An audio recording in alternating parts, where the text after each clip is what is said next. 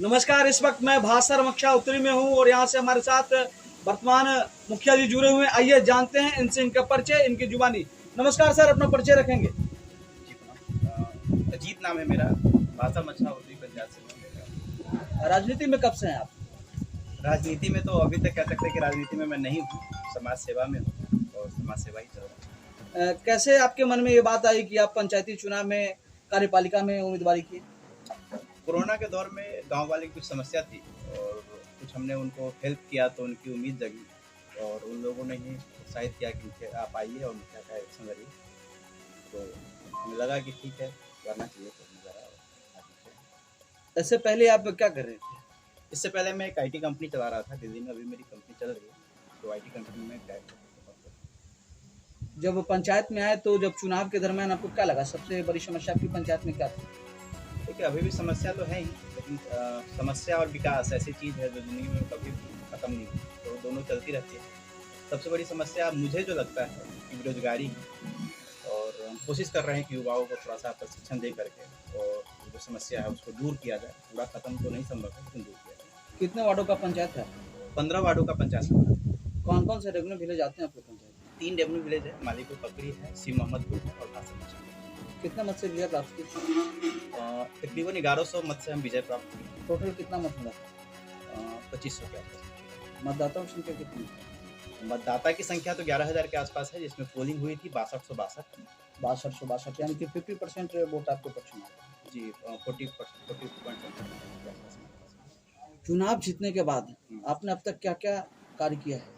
चुनाव जीतने के बाद हमने अभी तक PCC बनाए हैं, कितने सारे रोड है जो हमने बनाए हैं और उसके अलावा जो सरकार की जैसे जैसे योजना चलती रहती है वैसे वैसे जो काम करते रहते हैं। लोग जोड़ रहे हैं कि अक्टूबर में हमने इलेक्शन जीता और अक्टूबर से ये अक्टूबर 1 साल होने वाला है कि 1 साल में मुखिया जी ने क्या किया है। लेकिन हकीकत ये है कि जो योजना का एक्सेस हम लोगों को मिला वो मनरेगा हम लोगों को अप्रैल में मिला था, मार्च एंड में, और फाइनेंशियल ईयर स्टार्ट हुआ तब से काम स्टार्ट हुआ तो अप्रैल में हुआ था। और जो 15वीं पंचायती राज विभाग का जो हम लोगों का जो मेन योजना होता है वो मेन योजना 8 जुलाई को स्टार्ट हुआ और अभी तक मैं ये कहूँ कि पेमेंट 1 रुपये का कार्य हम लोग करते हैं। पहले का सिस्टम था वो थोड़ा सा अलग था। पहले क्या करते थे, मुखिया जी लोग चेक काटते थे, पैसे निकालते थे, फिर काम करते थे। अब क्या है कि आपको अपना पैसा लगा करके योजना करना पड़ता है, फिर उसका बिल सबमिट करना पड़ता है और 3 महीने 4 महीने 6 महीने के बाद पेमेंट होती है। आवास में क्या स्थिति है पंचायत?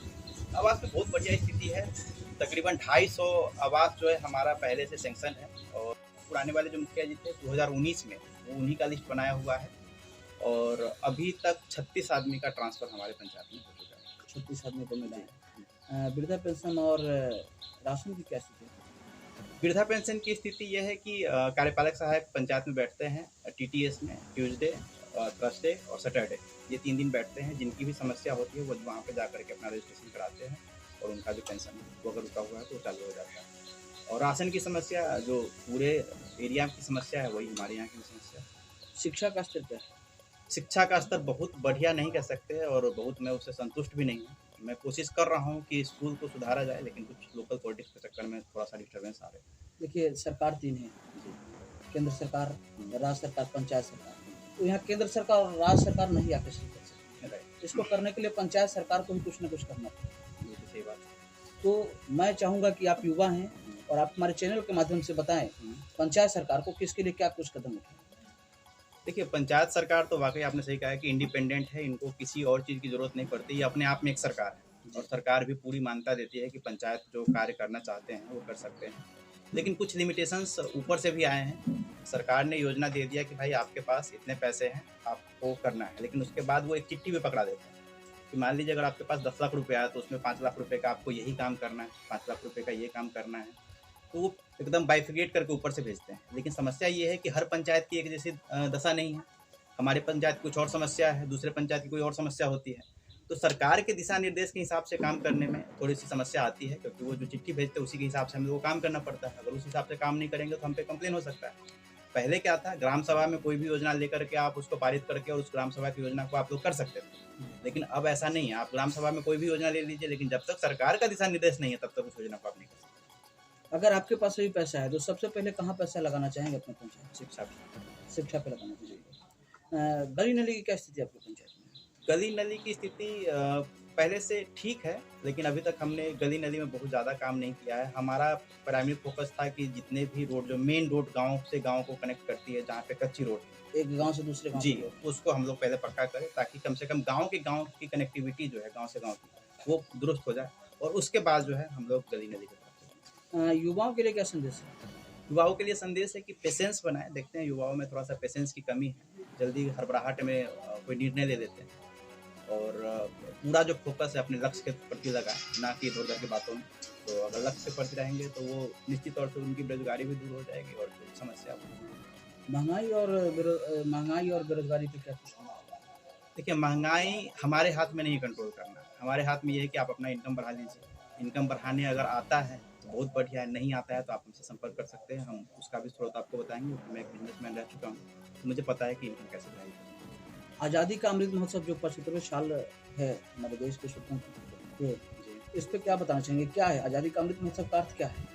आज़ादी के अमृत महोत्सव का अर्थ ये है कि जितने भी आज़ादी में जो लोग कंट्रीब्यूट किए अपने आप को मतलब आज़ाद दिलाने के लिए, जैसे हमारे स्वतंत्रता सेनानी हो गए, चाहे बाकी उस तरीके के जो उस समय जो फौज में रहे होंगे, चाहे जो लड़े होंगे, तो उन सबको एक मान सम्मान इज्जत प्रतिष्ठा देने के लिए सरकार ने जब आज़ादी का 75 साल पूरा हो गया, तो उस उपलक्ष्य में एक आज़ादी का अमृत महोत्सव रखा, जिसके तहत बहुत सारे योजनाएं चल रहे हैं। हमारे पंचायत में भी एक योजना जो हम लोग अगले महीने से करेंगे, छठ पूजा के कारण हम लोग रखते हैं, क्योंकि वो पोखर का काम है और स्वतंत्रता सेनानी के नाम से वो पोखर जो है उसका जीर्णोद्धार होगा, तो हम लोग छठ पूजा के बाद